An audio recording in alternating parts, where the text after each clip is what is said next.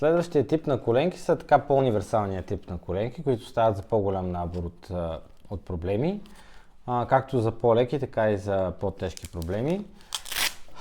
Това са на коленки, които имат вътре вградена странична стабилизация.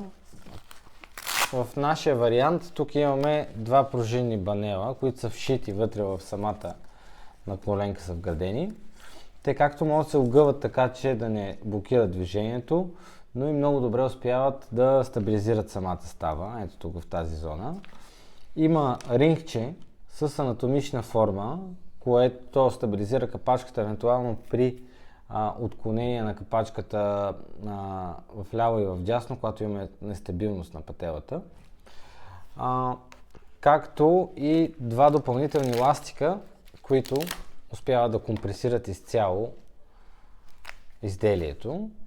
Такъв тип на коленка се използва както при мускулни разтежения, така и при разтежения на връзки, при постоперативно след операции от мениск, от връзки, било то кръстни връзки или колатерални връзки, които да са оперирани. Сравнително универсална на коленка, става за спорт, така че това е нещо, което е много използвано.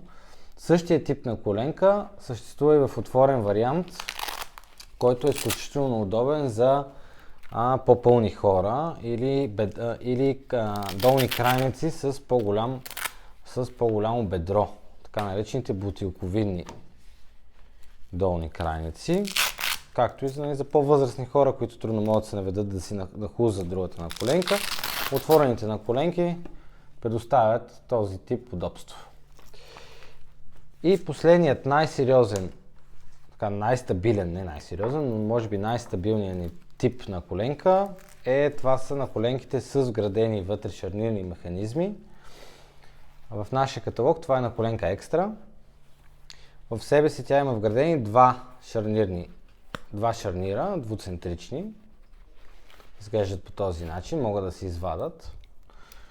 Като те имат за цел да имитират действието, което се извършва в коленна става, но също така да стабилизират усукванията в коляното. Много са подходящи при разкъсване на кръстни връзки, при скъсване на мениск или частично скъсване на мениск, както и въобще в целия връзков апарат в коленна става да го контролират. Подходящи са за спорт. Много от нашите пациенти зимата карат ски с този тип на коленка и общо взето обратната ни връзка на този етап е доста положителна.